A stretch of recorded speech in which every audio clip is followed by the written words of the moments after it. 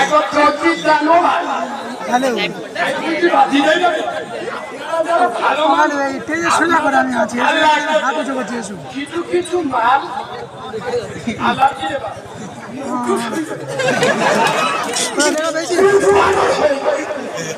আচ্ছা না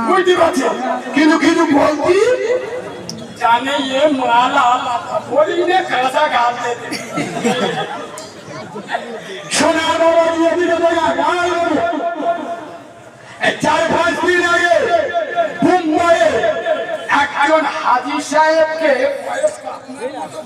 বিশ্বাস করুন ট্রেনের ভিতরে আর কয়েকজন মিলে মারতে দেখানো আর গরিব গোবিন্দ কিছুদিন আগে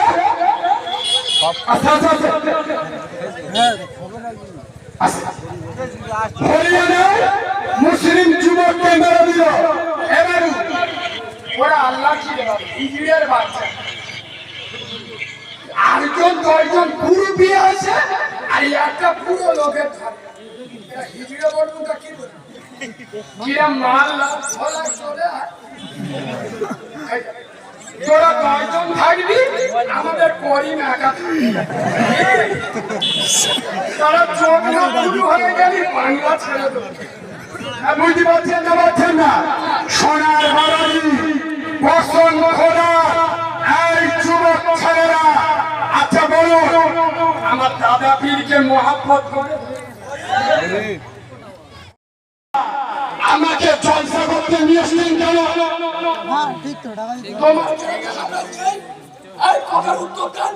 তোমার গ্রামে আলেম নেই তোমার গ্রামে মুফতি নেই আমাকে যখন স্পেশাল করে আনছো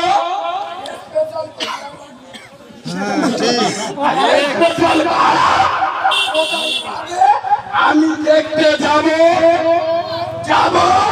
না গ্রামের ইমাম গ্রামের যোগ্য ছেলে তৈরি সুতরাং পাগামি করবেন না পছন্দ করা ইলেম শিক্ষা অর্জন করা প্রত্যেক ছেলেমেয়ের জন্য ফরজ শিক্ষা করা ফরজ তার মানে কি সবার নবী বলে গেছে মাওলানা হাকিম মুফতি হলে কতটুকু এলেম যে এলেমের দ্বারা আল্লাহ নামে পার্থক্যটা করতে পারবে যে এলেমের দ্বারা জানা যাবে সুবহানাল্লাহ এই দেখো বাপ মরে গেছে বাপের 3 কোটি টাকা ব্যাংকে আছে নেবে কে আমি এড়ে বড় বুঝলি বাপের দুদিকে জায়গা আছে নেবে কে আমি বাপের ঘোড়ার বাজারে 4টে দোকান আছে নেবে কে আমি বাপ মরে গেছে এক কথা গরম করবে কে কত বড় নির্লজ্জ বেহায়া চিটিং বাদ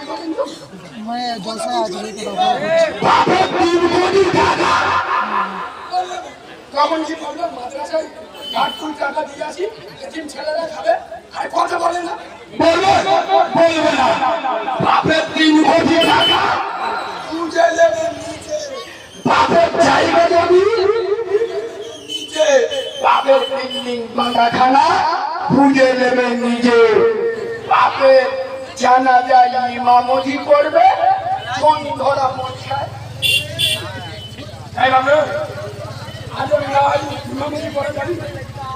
আমার নিষেধের কোন বার্তা আমি পড়াবো হযরত আব্দুল্লাহ এসে বলছে হুজুর আপনার গায়ে যে পবিত্র জুব্বা আছে জুব্বাটা আমার বাপকে দেবেন স্থাপন করব নবী বললেন নিয়ে যাও হুজুর আপনি আমার বাপে জানাজার ইমামতি করবেন হাদিস শুনুন রাসূলুল্লাহ জানাজায় যাচ্ছে পৃথিবীর শ্রেষ্ঠ মুনাফিক আব্দুল্লাহ বিন ওমর রাসূল যখন জানাজায় যাচ্ছে হযরতে ওমর এসে সামনে দাঁড়িয়ে কোন তো নিয়ে এসে হযরত ওমর এসে বলছে বলছে হুজুর গাড়িটা ছেড়ে দাও, গাড়িটা ছেড়ে দাও।